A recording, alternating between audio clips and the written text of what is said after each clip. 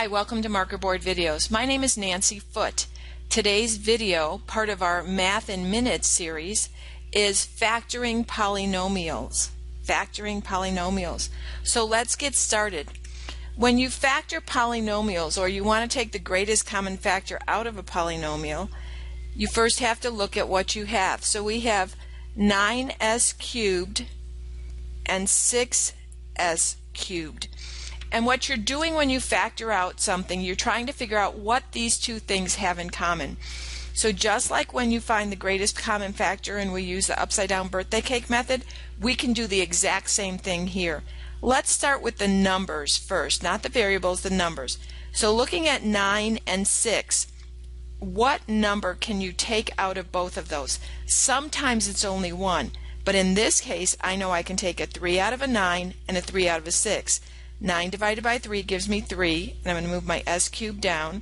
6 divided by 3 gives me 2, and I'm going to move my s cubed down. And I'm going to put a little box around it again. Next question, is there anything other than 1 that I can take out of 3 and 2? Is there a factor that they have in common? And the answer is no. So now I'm going to move on to the variables. I have s cubed and s cubed. What do they have in common? Well, they're both s cubed. If I take the s cubes out, I'm left with 3 and 2, and there's nothing further that I can do. So to factor out a polynomial, you would have 3s cubed, that's what you actually factored out, times what you have left. And this isn't a real, it's two separate polynomials. So the greatest common factor of 9s cubed and 6s cubed is 3s cubed. Let's do another example. 4q squared and 6q to the third. What you're really doing when you factor out a polynomial is you're saying, what are the factors of 4? What are the factors of 2 squared? What are the factors of 6? 6 is 2 times 3. And what are the factors of 2 cubed? I'm sorry, q cubed. Boy, that was a bad choice. Q. And then you say, looking at this, what do they have in common? Well, they both have a 2, and they both have 2 q's. And so you can do it this way, or you can use the upside down birthday cake method. When you factor a monomial out of here, you get 2 cubed squared. Let's make sure we get the same answer when we do it the other way. Looking at the 4 and the 6, just the 4 and the 6, what number can I factor out of both of those? I can take a 2 out. 4 divided by 2 is 2. 6 divided by 2 is 3. And I'm going to just bring my variables down. There's nothing else I can take out of a 2 and a 3, so I'm going to look at the variables now. Q. I have q squared and q cubed. I can take a q squared out of both of those. That leaves a 2 here and a 3q here. And basically I'm done because there's nothing else I can take out of them. So when I want to know the greatest common factor for those, it's 2q squared. Let's try a couple of more. What if we have something like 2t and 4t? Again, looking at the numbers first, what can you take out of 2t and 4t? A 2. What can I take out of t and 2t? A t. So my greatest common factor is 2t. But sometimes it looks a little bit different. Sometimes you'll see something like this. 6t squared and a 3. Don't let that throw you. You do exactly the same thing. What can I take out of the 3 and the 6? They have a 3 in common. What can I take out of 2t squared and 1? Absolutely nothing. So my greatest common factor is 3.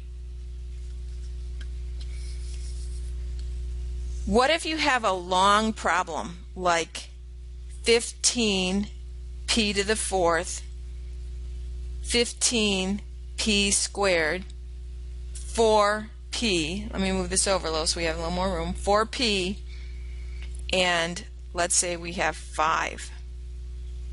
So let's look at what we can take out of all of those in terms of numbers. 15, 15, 4, and 5.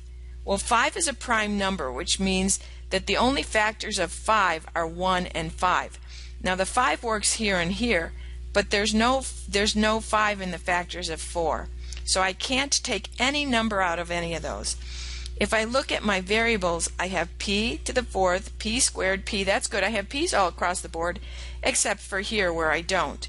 And if you look at all 4 of those, the only thing they have in common is 1. So the greatest common factor of this monstrosity is 1. Just because you have a long line of numbers and variables does not mean that the greatest common factor is going to be 1. And I'm copying down another problem for me. Oops, I don't need a plus, it's just 13 x squared. Okay. So when I look at that, and sometimes if you need to, you can put a line like that just to remind you that those are each separate things so that you don't think it all runs together, especially when you have x's and y's or 2 variables. So I'm looking at this. I have a 13 here, a 13 here, a 13 here, and a 13 here. So I know I can pull a 13 out. 13 divided by 13 is 1. Negative 13 divided by 13 is negative 1. Negative 13 divided by 13 is negative 1. I don't know what that exponent was. Let's say 5. And 13 divided by 13 is 1. Now if it's just 1, I don't have to write it. I can, but I'm not obligated to write it. It's not going to help me to write it. So now I'm looking at this and I see I have 10 x's, 8 x's, 5 x's, and 2 x's. So out of all of that, what they have in common are the 2 x's. So if I take 2 x's out of here, I have x to the 8th left. 2 x's out of here, I have x to the 6th left. 2 x's out of here, I have x to the 3rd left. And 2 x's out of here, I have 1. X squared divided by x squared is 1. So your greatest common factor is 13x squared. Now part of the reason I made this video is because of a request from a viewer, so let me answer his specific question. He said, how do you factor the greatest common factor of 9x, 12x squared, and 15xy squared? Well, this is a little different because you have 2 variables, but it really isn't any different. We're going to start by looking at the numbers 9, 12, and 15 and ask ourselves, what number can I factor out of all 3 of those? Well, I can factor out the number 3. 9 divided by 3 is 3, 12 divided by 3 is 4, and 15 divided by 3 is 5. Now I look at 3, 4, and 5, and the only thing I can factor out of 3, 4, and 5 is the number 1, so we're not going to write that down. But let's look at the variables. I have an x squared, and an xy squared. But as I can see, there's an x in each one of these, so I can factor out an x. This becomes 3, this becomes 4x, and this becomes 5y squared. And if I look at these, there's nothing I can factor out. There's no variable on this one, so my greatest common factor of 9x, 12x squared, and 15xy squared is 3x. Let me know if you have any other questions. Thank you for watching Math in Minutes marker board video.